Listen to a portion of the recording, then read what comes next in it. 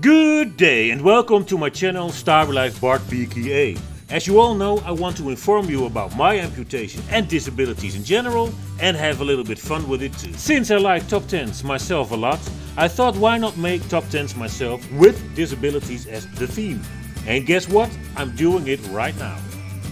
After our first one with bloopers with or of disabled people, we are now going to check movies with or around disabled people. Fun fact, all the movies I could find were almost all drama movies and a couple where the disabled only wanted to die. Well, to all you disabled people out there, let's not get our direct surroundings so easy get away with it, so let's stay alive. You would almost think that disabled people cannot have any fun. But hey, I guess it sells better when people who watch have tears of pity than that they have tears of love. But let's go and start with number 10. The Avatar movie. This is a science fiction movie from 2009 produced by James Cameron with Sam Worthington as the paralyzed former Marine Jake Sully.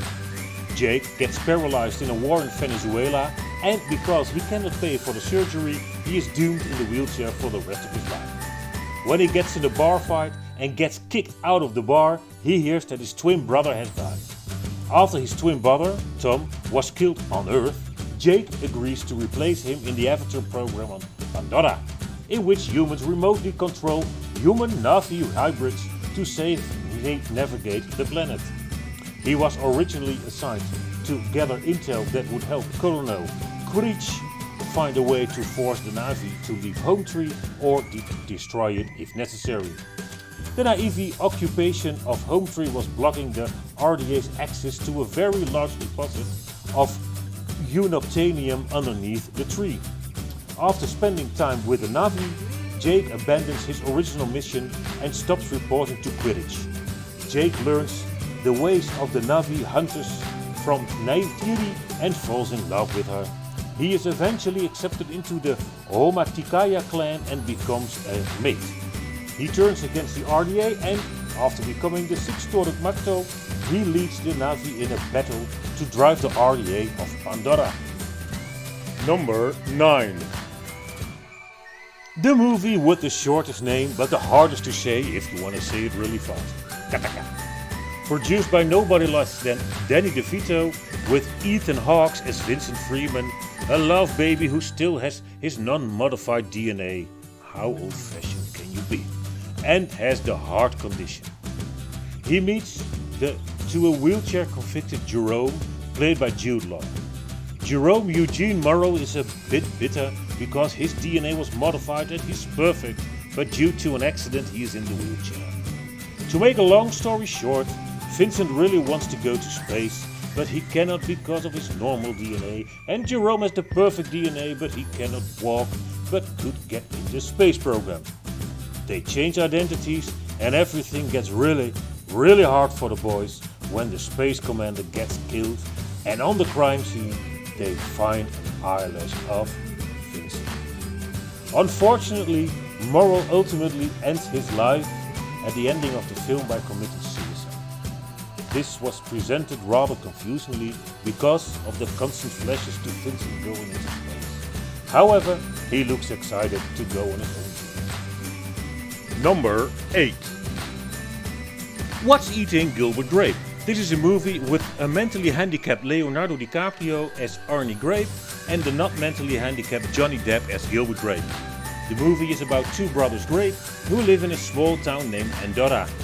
One day a couple of tourists get stranded here with their camper, and with them is a certain girl named Becky. Gilbert falls in love with Becky when he gets close to her through his brother Arnie. Now, a bit on the character of Arnie. Arnie acts like a 5-year-old, loves to climb in everything that can be climbed in, and he's not allowed to climb in a water tower. So guess what? He does.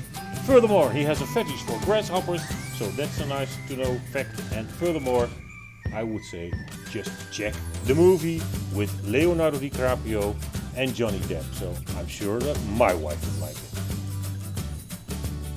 Number 7. Johnny's Got His Gun, yeah! Despite the cool name, it's an anti-war movie from 1971. So a classic for all your young folks out there. This movie is directed and written by Dalton Trumbo. In the movie, Joe Bonham, played by Timothy Bottoms, gets hit by a grenade on the last day of World War I. How bad can it? To make things even worse, his arms and legs are amputated and he loses his mouth, eyes and nose. His brain was not hit, so he can think perfectly, which makes him want to, kill himself. At the end of the day, he learns to communicate through Morse code and gets a nurse to help him kill himself. Her boss, however, thinks that's not such a good idea, so he survives, but he feels like a prisoner in his own body. Yeah, killing yourself when you get disabled and when you're a little bit older, that's kind of the Hollywood theme. I'm getting it now. But let's go on. Number 6. And my left foot is on number 6. Funny. 6. I miss my left foot. Maybe a darker spirit is active there. But that's not interesting now, so let's take a look at this by Jim Sheridan directed movie. The movie goes about an almost completely paralyzed boy, later man, named Christy Brown, played by Daniel Day-Lewis, who even got an Oscar for this one. The movie got a lot of prizes overall, by the way. He works very hard to lead a life that's as normal as possible and learns to ride in pain with his, you guessed it, left foot. The movie is based on the biography of Christy Brown, so it is based on a real story. Of course, there's a nice but almost fatal love story in it.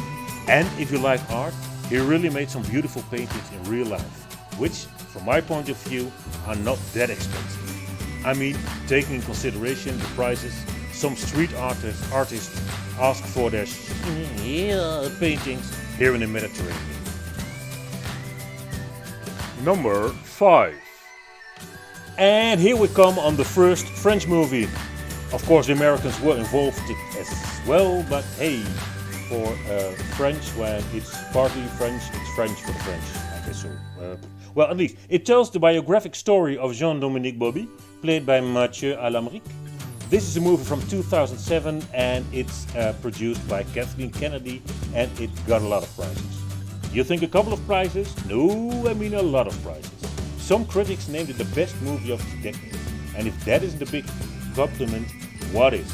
But hey, what's it about? Jean Doe wakes up in a coma in a French hospital. The doctor explains he has locked-in syndrome. What is a locked-in syndrome? Well, a locked-in syndrome is a syndrome where you physically can do nothing, but your brain is functioning normal. He slowly learns how to communicate with the world, and slowly the movie goes from his interior life to the exterior life. Of course, he now regrets a lot of things he did or did not do in his life, so he decided to write his biography. Unfortunately, he dies when it's published, but hey, we got a great movie, so let's go to number 4. Scent of a Woman. This movie is one of my favorite actors, Al Pacino. What a great actor that is. Of course, when you have Al Pacino in one of the lead parts, there are no worries about the prizes. The movie is produced and directed by Martin Westbrook.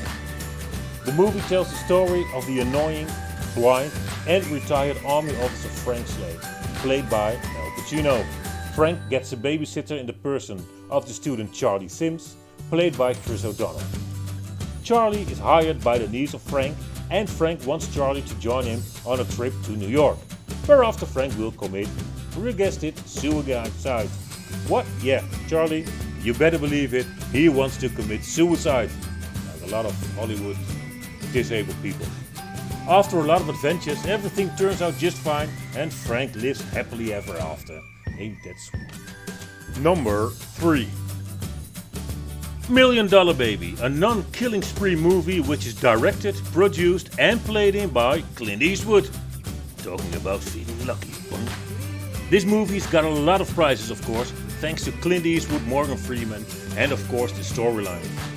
The story is about a young lady, Maggie Fitzgerald, played by Hilary Swank, who wants to become a professional boxer. She asked the famous boxing manager Frankie Dunn, played by Mr. Eastwood himself, and as he is, he said no, women should not be boxing. But hey, as it goes in a good American movie, Frankie gives in and she can fight her matches. Then her last fight is against a pretty bad woman who does some illegal moves, and at the end of the day, Maggie is paralyzed. And somehow, people in movies discussed before, who got paralyzed, always wants to commit suicide, and Maggie is not different at that part. And Frankie was very conservative about women boxing, but about euthanasia, he's a little bit more liberal. So at the end of the day, he pulls the plug. Number 2. The first comedy in this list, and oddly the most bizarre movie too, Dr. Strangelove.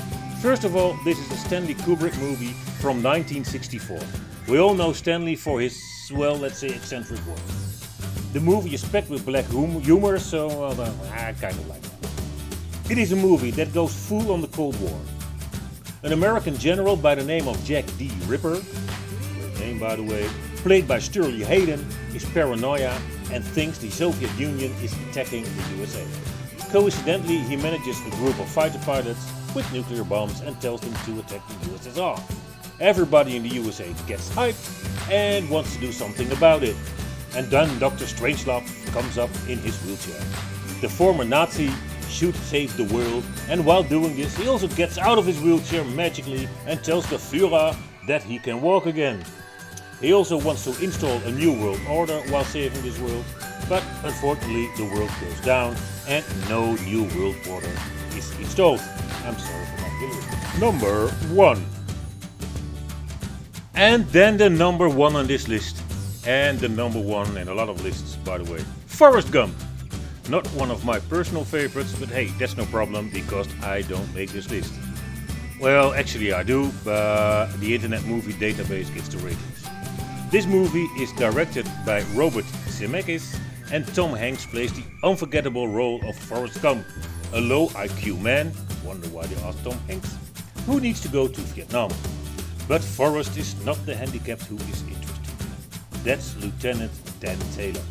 As a war veteran with no legs, he fights in the movie mostly with himself and life in general. This is a very beautiful to see, especially because a lot of people who get disabled at a later age know what he's going through. So this is absolutely a must-see. So even though Tom Hanks is doing all the magic, please check out that. Well, this was the top 10 movies with disabilities in them. Please let me know which movie of these 10 is your favorite, and maybe I overlooked 1 or 2, then write them down so that maybe we can make a part 2.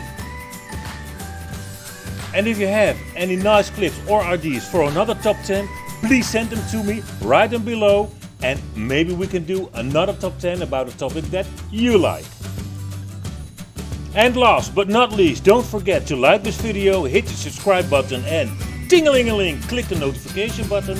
And don't forget that every Saturday around 3 o'clock we upload a new video about me in a daily situation, and every Wednesday around the same time we upload an extra video which can contain practically everything, like a top 10 of movies, for instance. So if you have any suggestions, please let me know. And please, if you have any questions or you have something you want to talk about, send me a direct message and we can be in touch. I wish you a nice day and bye bye.